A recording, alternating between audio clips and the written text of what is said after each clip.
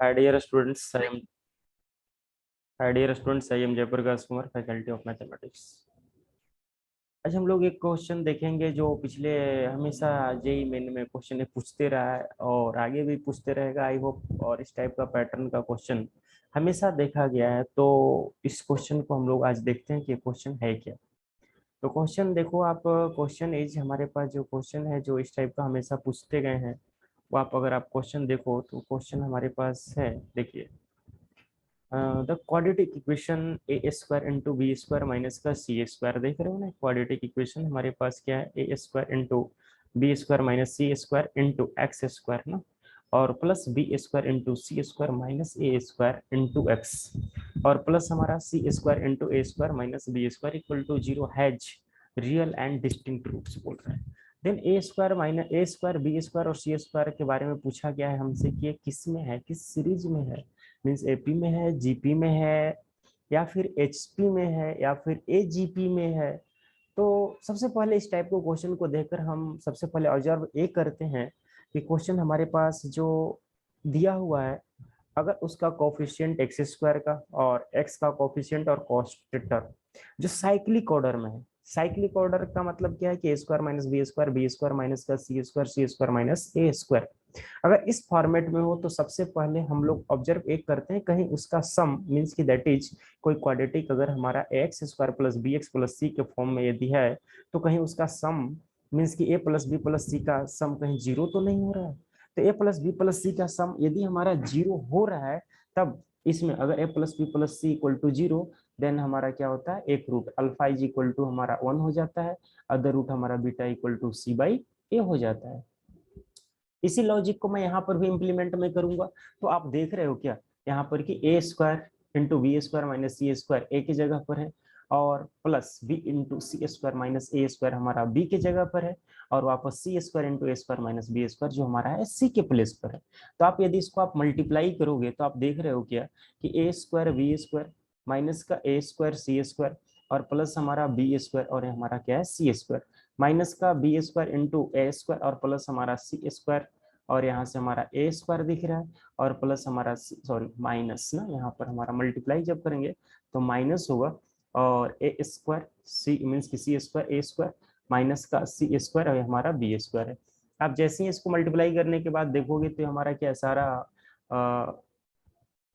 Plus और minus में same ही nature का दो दो टर्म एक साथ है तो इसको कैंसिल हो रहा होगा। मीन्स कि बी स्क्वायर ए स्क्वायर आप देखो बी स्क्वायर ए कैंसिल हो गया। आप अगर आगे आगे देखोगे तो ए स्क्वायर और सी स्क्वायर मीन्स कि ए स्क्वायर और सी स्क्वायर हमारे पास जो है आप देखो इधर से कैंसिल हो गया और वापस हमारे पास जो ए स्क्वायर मीन्स कि बी स्क्वायर और सी स्क्वायर यहाँ से हमारा वापस कैंसिल हो गया। देख रहे हो ना, ये कैंसिल हुआ। तो फाइनली ये क्या दे दिया, जीरो दे दिया। अगर ये जीरो है तो अब यहाँ से हमारा क्या बाई डिफिनेशन बाई ऑब्जर्वेशन एक रूट हमारा अल्फा इक्वल टू क्या है 1 है और बीटा हमारा यहाँ से रूट क्या हो जाएगा सी बाई है। और सी यहाँ पर क्या है, सी को कंपेयर करो तो सी यहाँ पर सी के प्लेस पर क्या है C square into A square minus का बी स्क्वायर अपॉन क्या A square into B square minus का सी स्क्वायर है। अब क्या बोला है कि दोनों रूट हमारे पास क्या है सेम है। तो मीन्स की दोनों रूट यदि सेम है मीन्स की अल्फा इक्वल टू मैं क्या लिख सकता हूँ बीटा, दैट इज यहाँ पर क्या लिखा जाएगा, दैट इज यहाँ पर 1 इक्वल टू क्या आ जाएगा C square into A square minus का B square upon A square into B square minus का सी स्क्वायर। आप यहाँ से क्रॉस मल्टीप्लाई यदि आप कर लोगे तो हमारा क्या मिलेगा A square into B square minus का सी स्क्वायर और equal to C square into A square minus का बी स्क्वायर। और इसको यदि मैं थोड़ा आगे और बढ़ाकर इधर सॉल्व कर लूं तो आप देख रहे हो A square into B square minus का A square C square equal to C square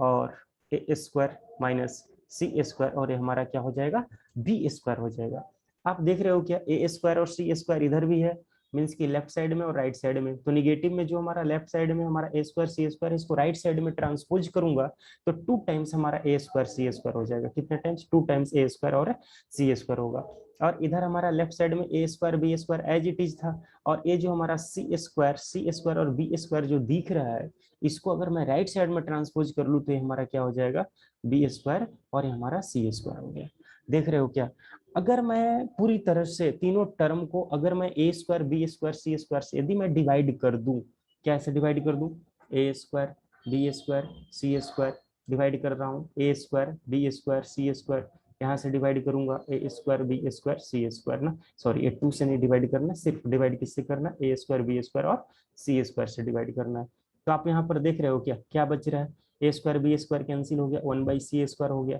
इधर क्या हमारे पास बच रहा है 1/a² बच रहा है, इधर हमारे पास क्या हो रहा है 2/b² बच रहा है।